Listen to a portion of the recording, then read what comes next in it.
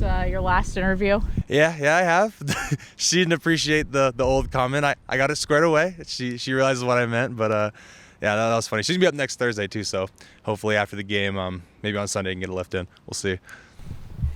How are you feeling right now with a week out from the game? Super excited. The boys seem pretty amped up to play, so I'm excited to get back onto, I guess not back onto, but guess the field now. Excited to see how the team looks in this first game. You know, Utah State, good opponent. Just looking forward to getting out there with the boys.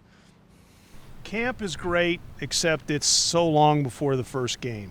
So how, I mean, you're a week away, but you're still a week away. I mean, how do you keep those emotions, keep everything in check as you get ready for that first game, considering all that's behind you so far this year?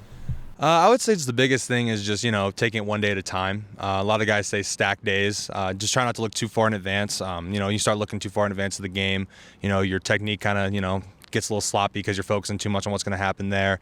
So I just try to take it one day at a time, Don't want to look too far ahead, honestly, because every time I do that, it just kind of seems like you're not focused on the present. So.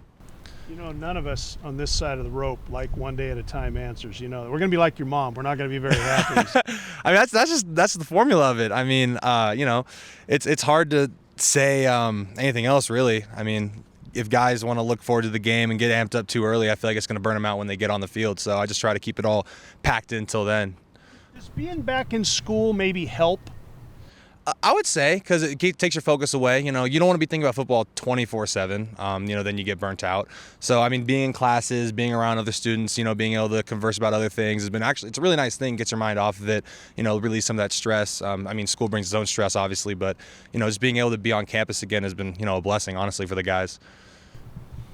Speaking of trying not to get too amped up, you guys don't play until 8 o'clock. Yeah, I saw that. You can sleep in, maybe. We'll see. They'll see if they let us sleep in. But that night game, first time. Shoot, we'll see how that goes. It's gonna be late. What do you think that's gonna be like for you trying to manage your energy throughout that day? It's gonna be a lot of music, that's for sure. A lot of just, I don't know. It's gonna be hard. I don't know how I'm gonna time manage that. Because when it starts early in the day, you wake up, boom, football, here we go, like you're right into it. But 8 p.m., you're watching everyone else play, you're watching games going on, you're like, dang, like when's my game start? So, it'll be hard, but I think just, long playlist will be good. What's on that playlist? A lot of stuff. I listen to, you got obviously like your hip hop, rap. I got some alternative stuff, got some rock. Thanks, Abe. I got some other stuff on there. But I like to mix it up. Don't want to listen to the same thing over and over again. Are you a guy that likes to watch a lot of college football on Saturday before you play when you're playing late? Not too much. I don't know. I feel like when I do that, it just kind of, I don't know, just it gets me too amped up when I'm watching other teams play. I'll watch like a couple, like maybe like a snippet of a game or two, but I like to kind of just focus on what I'm doing and, going over plays and whatnot and just staying kind of locked in. Were you a part of the meeting last night with Kliavkoff? Yeah, it was a great meeting, great guy. What did you guys talk about? Just his plan for the Pac-12 as a whole, how he sees it in the future, just what he wants to see from each university, and kind of just getting to know him and his story. I thought he was a really bright individual. I thought that he had a lot of good plans for the future. I thought he was very attentive to what we were saying, and, I thought we had some great dialogue.